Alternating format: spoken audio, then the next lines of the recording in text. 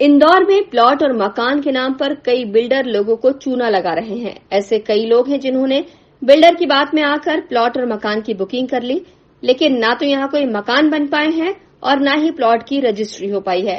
साथ ही कई कॉलोनियों में तो मूलभूत सुविधाएं ही मौजूद नहीं होने से लोग अपना घर भी नहीं बना पा रहे हैं। ऐसी कई शिकायतें प्रशासन तक पहुंच रही हैं। ऐसे पीड़ितों को न्याय दिलाने के लिए कलेक्टर डॉक्टर इलैया राजा भी लगातार प्रयास कर रहे हैं। साथ ही कलेक्टर ने कॉलोनाइजर पर सख्ती शुरू कर दी है। ऐसे ही एक मामले में कलेक्टर ने वात्सल्य ग्रुप और शिव सिटी ग्रुप के डायरेक्टर को तलब किया। इसके बाद शुक्रवार को दोनों ही कंपनियों के कर्ताधर्ताओं ने यहां पहुंचकर कलेक्टर से चर्चा की। इस दौरान कलेक्टर ने इन लोगों को फटकार भी लगाई। कलेक्टर ने पूछा कि 7 से 8 साल बीत जाने के बाद भी इन पीड़ितों को प्लॉट या मकान अब तक क्यों नहीं मिले हैं। कलेक्टर के मुताबिक कई लोगों की रजिस्ट्री नहीं हुई तो कई लोगों को पोजीशन नहीं मिला है।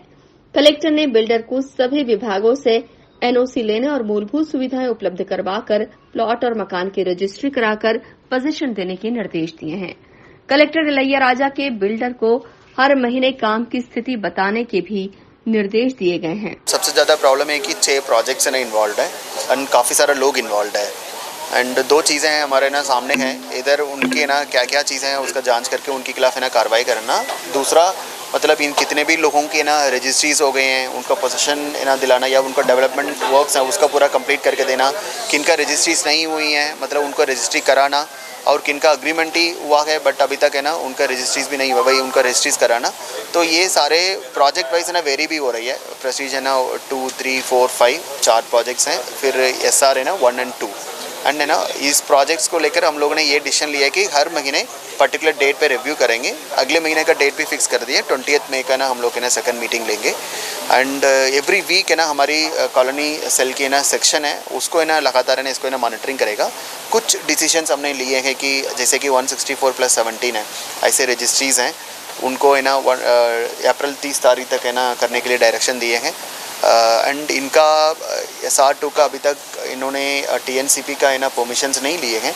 उसका है ना उनका डिमांड जारी होना उसका अमाउंट जमा करने के लिए डायरेक्शंस दिए हैं एंड रिमेनिंग कॉलोनीज़ का डेवलपमेंट वर्क्स के लिए इनको अग्रीमेंट है ना साइन होना है। उनकी है ना कोई भी किसी को बकायदा बाकी है उसको है ना इमीडिएटली सेटल करके प्रॉपर है ना अग्रीमेंट साइंड हो और सारे वर्क्स का एक पर्ट चार्ट बनाया जाए। ब्रेकडाउन एक्टिविटीज़ है ना ब्रेकडाउन हो। नेक्स्ट मीटिंग में एक डिटेल्ड प्रेजेंटेशन है ना करने के लिए भी है ना कहा है।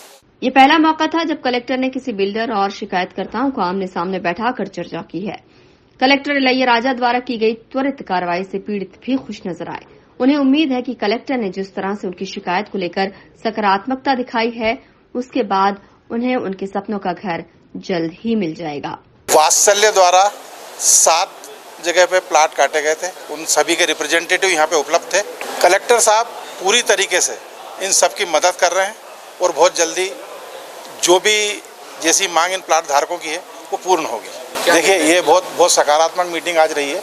उन्होंने आवश्यक दिशा निर्देश जो है बिल्डर को दिए हैं और उनका एक टारगेट दिया है कि आप इन टारगेट्स में आपको ये कार्य पूरा करना है। अभी तक किसी ने भी ऐसा नहीं किया है जैसा कि इन कलेक्टर साहब ने किया है। वर्तमान कलेक्टर साहब बहुत हृदयी आदमी है।